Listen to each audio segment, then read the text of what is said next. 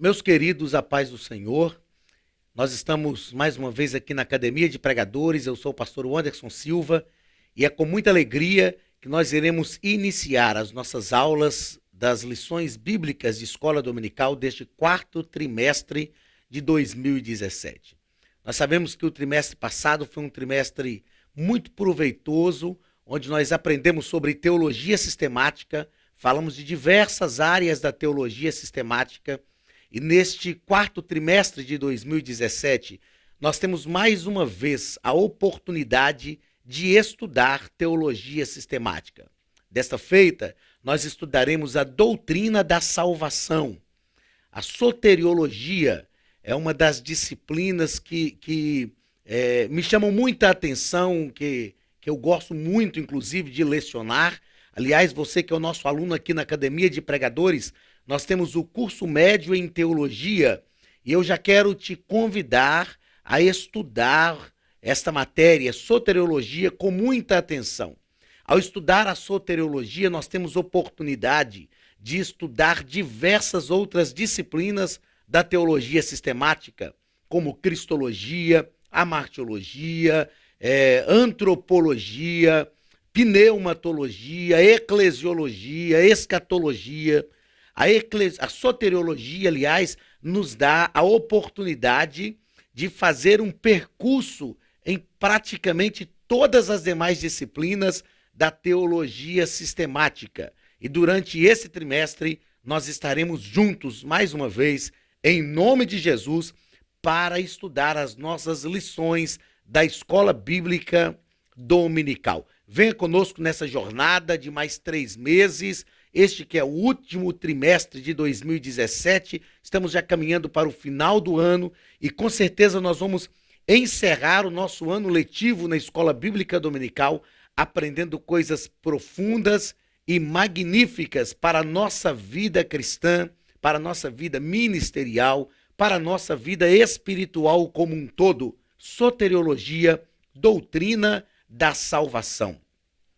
As lições, a revista, aliás, desse trimestre, diferentemente da grande maioria das revistas dos demais trimestres do ano, traz 14 lições e não 13. Isso porque o primeiro domingo de outubro, que é onde nós iniciaremos as lições desse trimestre, é dia 1º. Então nós teremos a oportunidade durante esse trimestre de estudarmos não 13, mas 14 lições. Como eu já disse, o título, o tema abordado pelas lições nesse trimestre, que é o tema da nossa revista, que está na capa aí da nossa revista, é a obra da salvação. Jesus Cristo é o caminho, a verdade e a vida. As lições desse trimestre são comentadas pelo pastor Cleito Ivan Pomerini. E com muita perícia, pastor Cleito Ivan Pomerini é doutor em teologia e com muita propriedade ele traz os comentários dessas lições que eu tenho certeza que vai produzir grande crescimento durante esse trimestre para todos nós. Então a nossa lição de número 1 do dia 1º de outubro de 2017 vai falar sobre a promessa da salvação.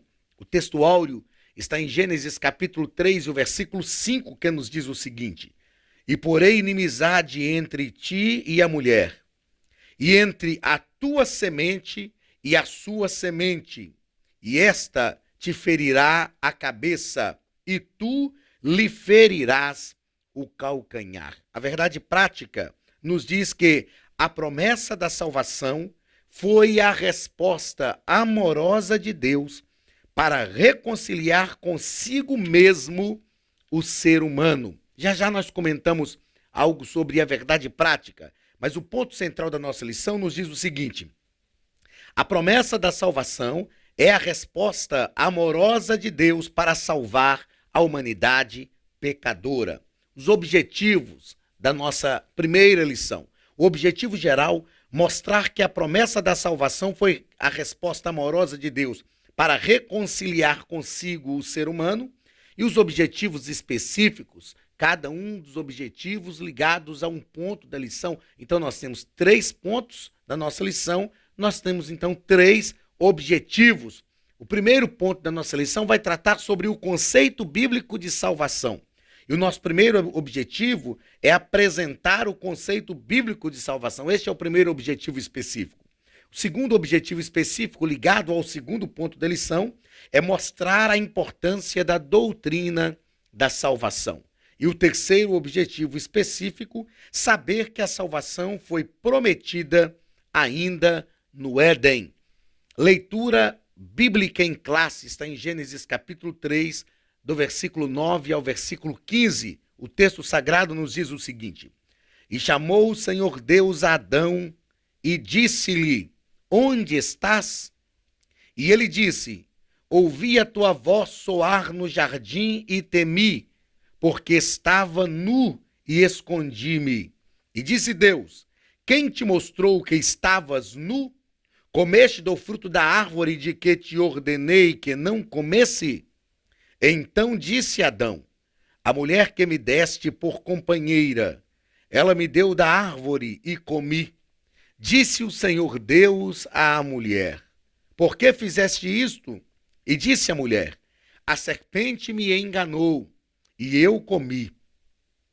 Então o Senhor Deus disse à serpente: Porquanto fizeste isto, maldita serás mais que toda besta e mais que todos os animais do campo.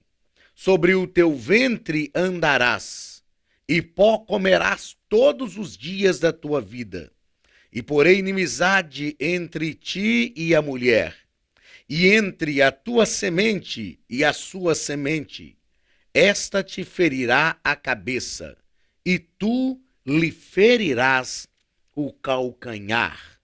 Nós sabemos que esse texto é chamado de proto-evangelho, ou seja, é uma anunciação do evangelho. É a primeira narrativa que nós temos na Bíblia do próprio Cristo, daquele que viria, a semente da mulher que viria para pisar a cabeça da serpente. E nós observamos nesse texto da leitura bíblica em classe que o Senhor Deus procurou o ser humano no Éden. E quando a Bíblia diz que o Senhor procurou, ele é onipresente, ele sabia onde Adão estava. Mas o termo procurou aqui está numa linguagem antropopática, ou seja, o texto está atribuindo sentimentos humanos a Deus. Vem de ansoropos do grego, que é homem, mas empatia, que é sentir a mesma coisa. Então, antropopatia é atribuir sentimentos humanos a Deus. Então o Senhor bradou pelo homem. Na verdade, quando o Senhor pergunta a Adão: onde estás? O Senhor não queria saber, não que estava perguntando, na verdade, onde Adão estava fisicamente. Mas, em outras palavras, o Senhor estava perguntando a Adão: onde está a minha imagem e semelhança que eu criei em você? O que fizeste com o ser humano que eu criei em você? Eu ministrei um seminário sobre voltando ao jardim secreto de Deus, e nós falamos justamente um pouco sobre isso, que este brado de Deus no Éden, ao clamar por Adão, dizendo: onde estás? É um brado de Deus que traspassou todos os séculos e chegou até os nossos dias. Onde está a imagem e semelhança que Deus criou em nós? O que temos feito com o ser humano que Deus realmente criou? Então esta é a proposta da leitura bíblica em classe. Eu disse que faria um comentário sobre a verdade prática, e a verdade prática, repetindo, ela nos diz que a promessa da salvação foi a resposta amorosa de Deus para reconciliar consigo mesmo o ser humano. Então a salvação foi uma ação de Deus para reconciliar o ser humano com ele mesmo. Por que reconciliar o ser humano com ele mesmo? Porque o homem pecou, o ser humano desobedeceu a Deus, o ser humano tentou tomar de Deus as rédeas, a direção da sua vida. O ser humano entregou o domínio de todas as coisas, o domínio que Deus tinha dado a ele. Ele entregou na mão de Satanás, que através da serpente o tentou e o ser humano cedeu. Deus projeta a salvação para reconciliar o ser humano com ele mesmo. E nós vamos aprender durante esse trimestre que Deus pagou o preço da salvação. Pagou o preço não para o diabo, mas para ele mesmo.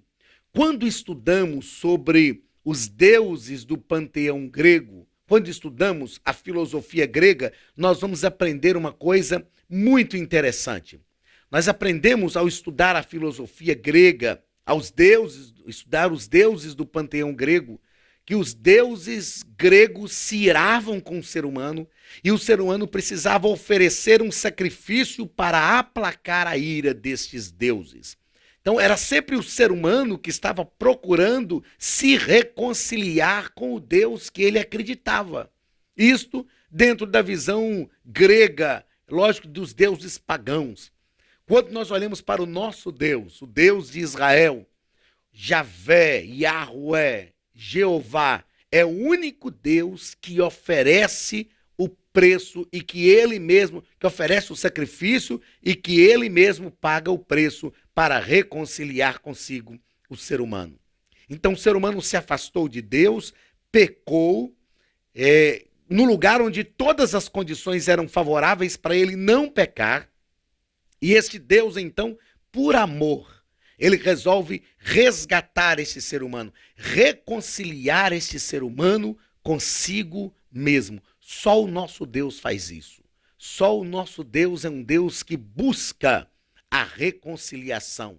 Só o nosso Deus é um Deus que não desiste daqueles que se afastam dele. Só o nosso Deus é o Deus que paga o preço para ver a sua soberana criação, para ver a coroa da sua criação, que é o ser humano, restaurado a ele. Então a primeira coisa que a gente aprende em soteriologia é que nós somos salvos, porque Deus resolveu nos reconciliar, porque Deus resolveu pagar o preço da nossa salvação. Vamos ao primeiro ponto, ou aos comentários da nossa lição. Então a salvação, na introdução, o comentarista diz que a salvação é um processo imediato e um processo contínuo.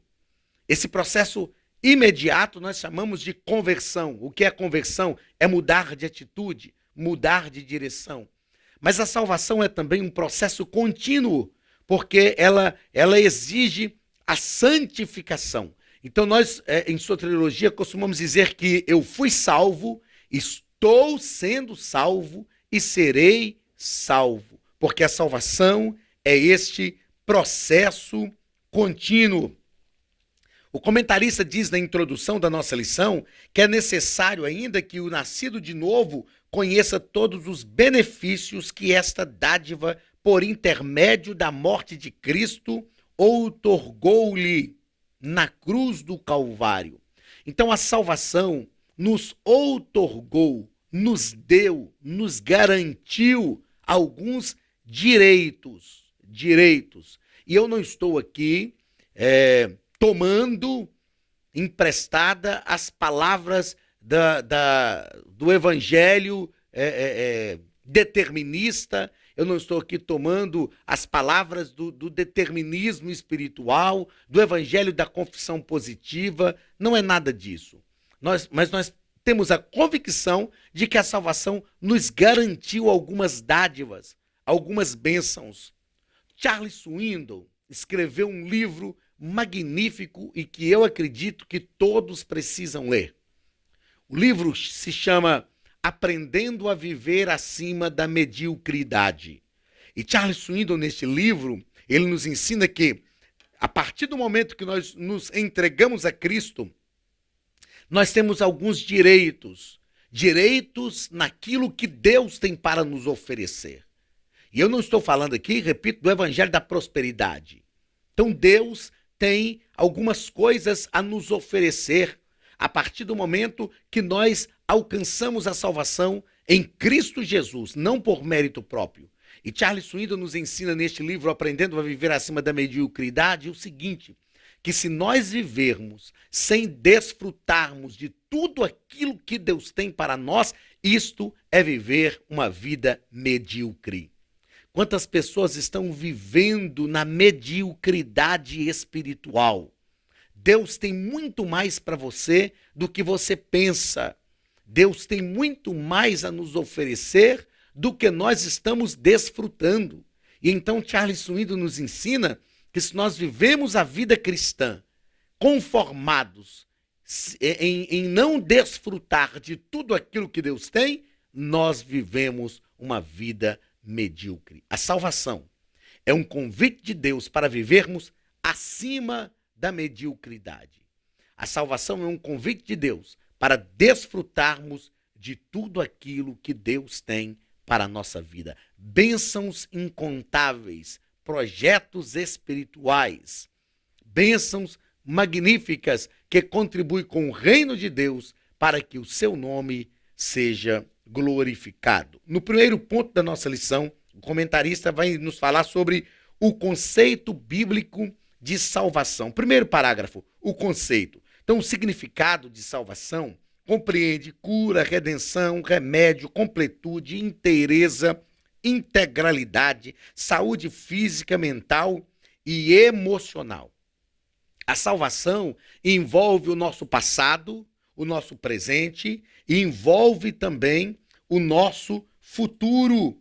Quando nós pensamos na salvação envolvendo o nosso passado, nós aprendemos em Efésios capítulo 1 e versículo 7, que Paulo, escrevendo à igreja de Éfeso, ele disse que através do sangue de Jesus nós temos a redenção dos nossos pecados, o perdão dos nossos pecados. E isto aponta para o passado.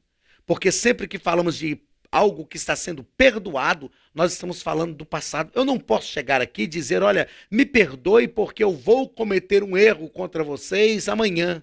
Não há que se pedir perdão por um erro que ainda não foi cometido. Então a remissão ou perdão dos nossos pecados aponta para o passado.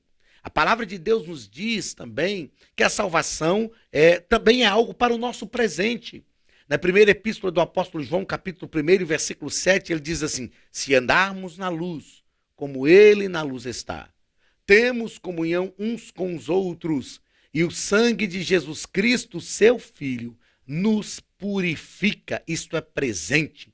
O sangue de Jesus tem poder de nos purificar de todo o pecado. A salvação envolve não só o nosso passado e não só o presente, mas a salvação também aponta para o futuro, para a glorificação. E Paulo, ao escrever a carta aos Romanos, capítulo 5, versículo 9, ele diz, logo muito mais agora que fomos justificados pelo seu sangue, seremos por ele, isto é o futuro, seremos por ele livres da sua ira. Então a salvação, ela envolve o nosso passado, porque temos a remissão, Efésios capítulo 1, versículo 7, temos o perdão dos nossos pecados. A salvação envolve o nosso presente, porque o sangue de Jesus nos purifica hoje, no presente, agora, nos purifica de todo o pecado. Mas a salvação também envolve o nosso futuro, porque se somos justificados pelo sangue de Jesus, nós seremos, por causa deste sangue, livres da sua ira. Então, no sentido prático, o significado da salvação significa o livramento de uma condenação eterna, o apaziguamento e felicidade na vida de quem recebe a Cristo Jesus como seu Salvador. Segundo parágrafo do primeiro ponto, nos fala sobre a salvação no Antigo Testamento. A visão de salvação no Antigo Testamento era ser salvo do inimigo, ser salvo de cair no abismo. Era uma visão bem física mesmo. Escapar das mãos do inimigo, estar liberto da escravidão. Né? A salvação no Antigo Testamento tinha esta visão.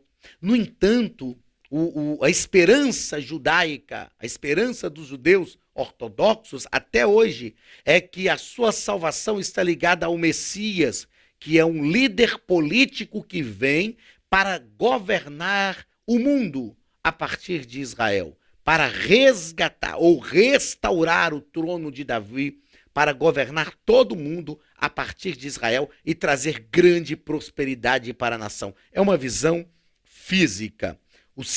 O terceiro parágrafo deste primeiro ponto vai nos falar sobre a salvação no Novo Testamento.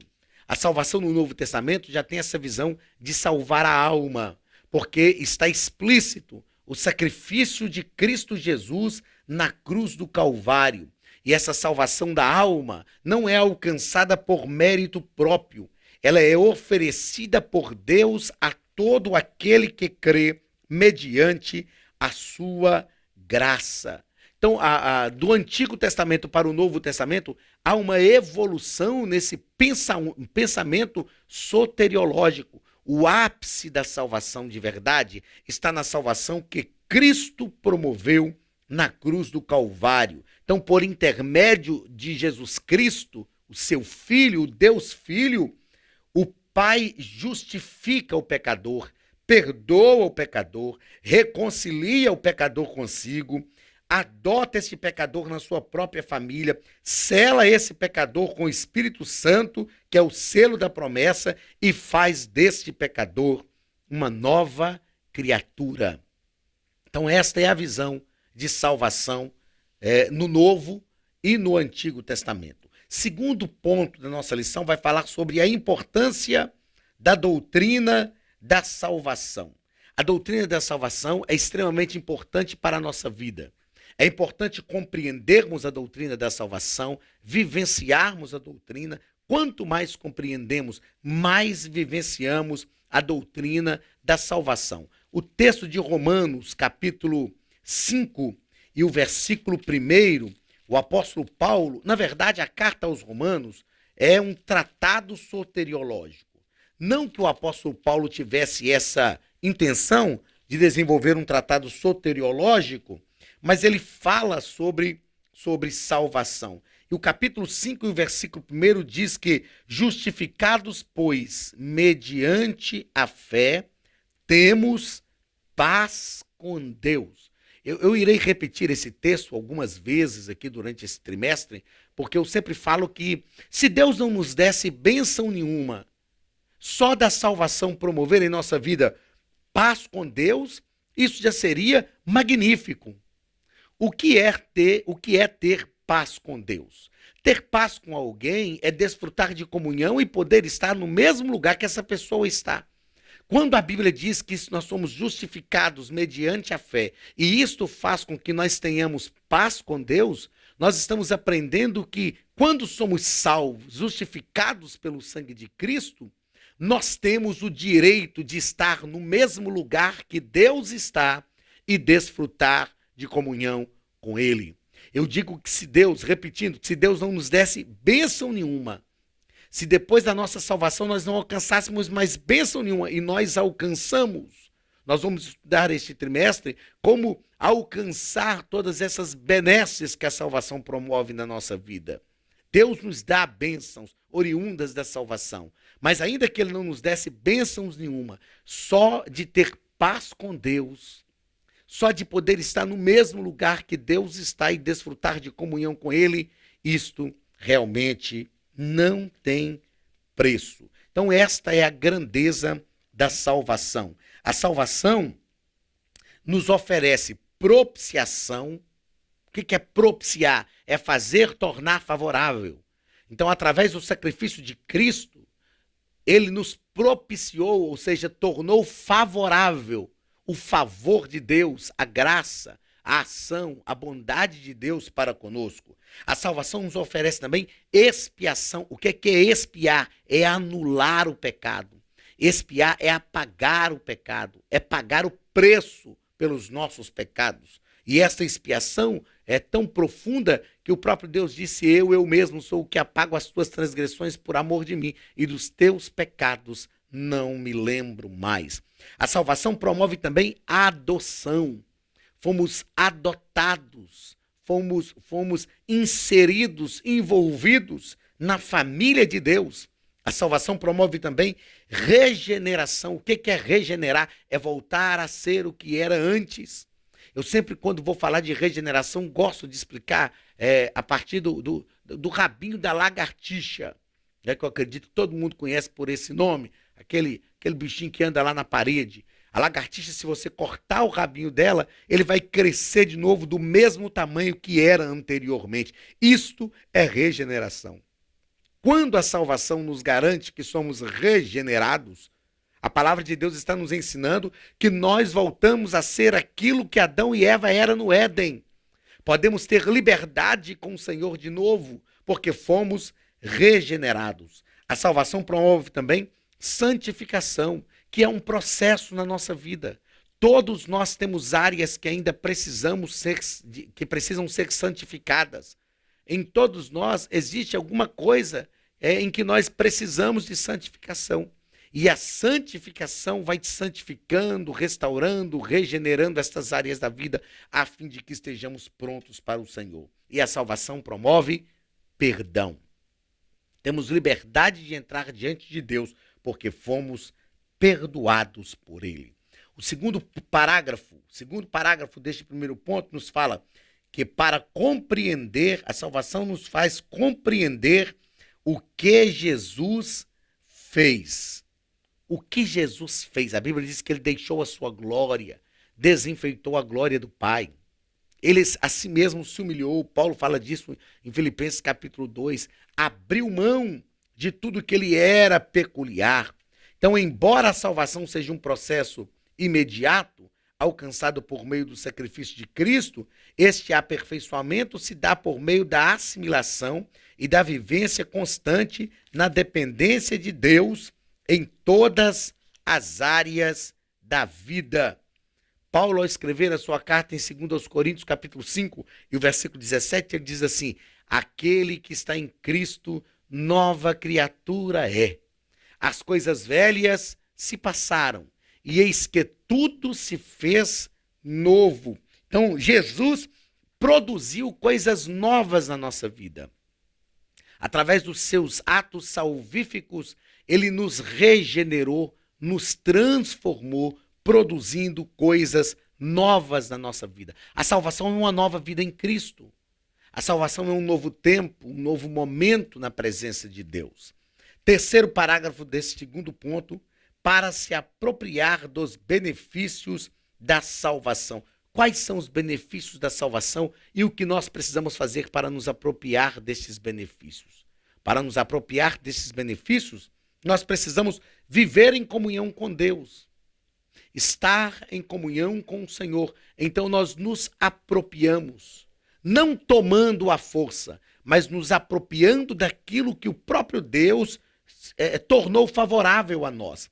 Quais são os benefícios dos quais nós nos apropriamos? O comentarista destaca alguns. Primeiro, o livramento da condenação do inferno. Estamos livres do inferno.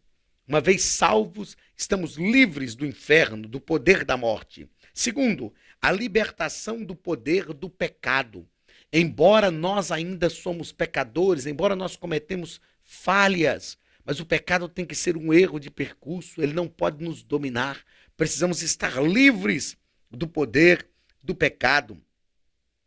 Estamos livres também do poder das trevas, porque pertencemos ao Senhor e as trevas não têm poder sobre a nossa vida. Nós podemos, através da salvação, experimentar a redenção em Cristo Jesus, experimentar a redenção verdadeira, a redenção genuína. Nós podemos também viver segundo o Espírito, ter uma vida direcionada pela vontade de Deus. Nós podemos também ter participação de Cristo em glória. Então Jesus Cristo veio, pagou o preço por nós, o preço que nós não conseguiríamos pagar. Ele deu a sua própria vida para nos dar o direito de participar da manifestação da sua glória. Isto é o que a salvação nos proporciona. Isto é o que a salvação produz na nossa vida. E nós precisamos nos apropriar desses benefícios. Não nos apropriar de forma forçada, não nos apropriar de forma truculenta, mas nos apropriar com coragem, com fé, nos apropriar com determinação, porque essas coisas são nossas. O Senhor Jesus conquistou para nós. Tem um hino, tanto quanto antigo, que diz que tudo que Jesus conquistou na cruz é direito nosso, é nossa herança. Todas as bênçãos de Deus para nós é direito nosso, é nossa herança. Aquilo que Cristo conquistou na cruz, nós temos o direito. Uma vez que estamos em Cristo, uma vez que somos novas criaturas, nós temos o direito em tudo. Terceiro e último ponto da nossa lição. A salvação prometida no Éden. Primeiro parágrafo vai falar sobre o pecado humano. Então, a partir do momento que Adão e Eva pecaram, a raça humana passou a expressar e a vivenciar a maldade. Então, a partir do advento do pecado, o casal passaria, Adão e Eva passariam a enfrentar conflitos entre eles e entre o Criador. Na verdade, o conflito entre eles era um reflexo do conflito deles com o próprio Criador, né? Então, eles passaram a enfrentar conflitos e a descobrir a maldade dos seus corações. Em Jesus Cristo, entretanto, a maldade do coração é substituída pela capacidade de amar. Quem pode tirar a maldade e substituí-la pela capacidade de amar? Só Jesus pode fazer isto. Então, além de ser substituído pelo desejo de amar, pela capacidade de amar, nós temos a disposição e a condição de realizar boas obras pela fé.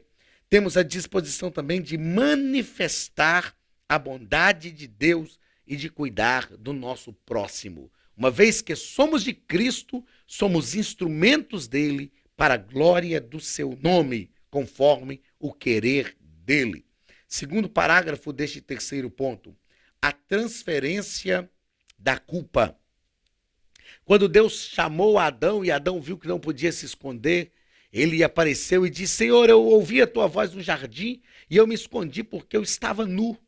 E o Senhor logo entendeu: então você comeu do fruto que eu te falei para não comer. E ele diz: não, foi a mulher que o Senhor me deu. Ela me deu do fruto e eu comi. E o Senhor perguntou: Eva, por que fizeste isto? E ela disse: foi a serpente, Senhor. Ela me enganou e eu comi. Então, o ser humano passou a transferir a sua culpa. Na salvação, a nossa culpa não foi transferida para o nosso irmão, para a pessoa que está ao nosso lado, mas ela foi transferida para o próprio Senhor Jesus. O Senhor Deus transferiu a culpa pelo pecado dos nossos primeiros pais para um animal inocente. Lá no Calvário, a culpa foi transferida para Cristo. Porém, lá no Éden, que é o proto-evangelho, já havia um prenúncio disso. A culpa seria transferida para um animal. Então, o animal foi morto para que o Senhor fizesse vestes de peles, vestes duradouras, porque o homem fez vestes de figueira. Quanto tempo duraria uma veste de folhas de figueira? 24 horas, 36 horas, não sei. Mas aquelas folhas iriam se murchar. O Senhor matou o animal, transferindo a culpa do ser humano para esse animal, de forma ilustrativa, né? O Senhor transferiu a culpa do ser humano para o animal, e o animal foi imolado para que o sangue do animal derramado representasse o sangue do próprio Cristo. Assim como Deus imolou o animal lá no Éden para fazer vestes para o homem, assim como Deus proveu o cordeiro substituto para Abraão, para substituir Isaque, lá no Monte Sinai. Da mesma forma, lá no Calvário, Jesus foi a nossa substituição. A nossa culpa foi transferida para o Senhor Jesus. Terceiro parágrafo desse terceiro e último ponto. Satanás esmagado e o pecado vencido. Então, Gênesis, como eu já disse no início, é chamado de proto-evangelho, porque Deus anunciou lá no Éden, lá em Gênesis, que nasceria um que pisaria a cabeça da serpente. Então, a peçonha do pecado que Satanás tentou passar à humanidade foi aniquilada pela morte redentora de Cristo. O Criador prometeu a salvação e deseja que todo ser humano seja salvo, apesar da condição de rebelado, de pecador e de inimigo de Deus. Nós podemos dizer que estamos livres, porque o sangue de Jesus nos libertou. O sangue de Jesus nos deu uma nova vida, um novo ânimo, uma nova perspectiva. Aqueles que não creem nisso vivem dominados pela velha natureza, mas nós estamos livres da culpa, livres do pecado, porque o sangue de Jesus nos purifica de todo o pecado. No Éden, Deus então apresenta duplamente o Redentor. Primeiro, proferindo a promessa da redenção, nascerá um da semente da mulher que pisará a cabeça da semente da serpente. O Senhor diz, a semente da serpente vai lhe ferir o calcanhar, mas ele vai esmagar a cabeça da descendência, da semente, né, da serpente. Então o Senhor proferiu esta promessa e o Senhor também sacrificou um animal. Ao sacrificar aquele animal, o Senhor Deus estava fazendo um prenúncio do que aconteceria no Calvário. Esse prenúncio do que aconteceria no Calvário foi também algo que Deus fez lá no monte, quando Abraão estava oferecendo Isaque. Mas foi também o que Deus fez lá no monte quando ofereceu o seu próprio filho. Então, no Moriá, Abraão ofereceu Isaque. No Éden, Deus matou um cordeiro. E no Calvário, Deus ofereceu o seu próprio filho para livrar o ser humano. Então, meus queridos, chegamos ao final da nossa aula. Aprendemos sobre uma promessa de salvação. Aprendemos no primeiro ponto sobre o conceito bíblico de salvação. No segundo ponto, a importância da doutrina da salvação. O terceiro ponto, a salvação prometida no Éden. Que o Senhor te abençoe, abençoe a tua casa e te faça prosperar grandemente, sabendo que a salvação promove coisas espirituais, dádivas de Deus para a nossa vida. Que o Senhor te abençoe, receba o abraço do pastor Anderson Silva e até a nossa aula da semana que vem, em nome de Jesus.